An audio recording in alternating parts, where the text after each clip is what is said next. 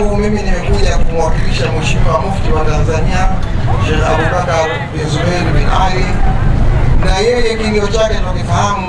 Sheikh Abubakar bin Zubair bin Ali siku zote anahangaika kwa ajili ya kutuambia Watanzania kwamba tuwe pamoja, tulinde amani, na hili ndilo jambo kubwa analozungumza Sheikh Abubakar bin Zubair bin Ali. Na mimi nilikuja nami nasisitiza kwamba niwaambie kwamba huyu mama Mariam ametekeleza ofa.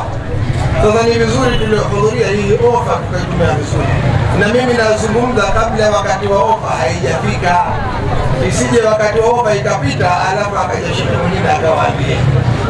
Mtume sallallahu alaihi wasallam anatuambia, inna lisaimi inda fitrihi da'watun la turaddu, ni kwamba mwenye kufunga ule muda wa kufuturu ule kama huu wa sasa,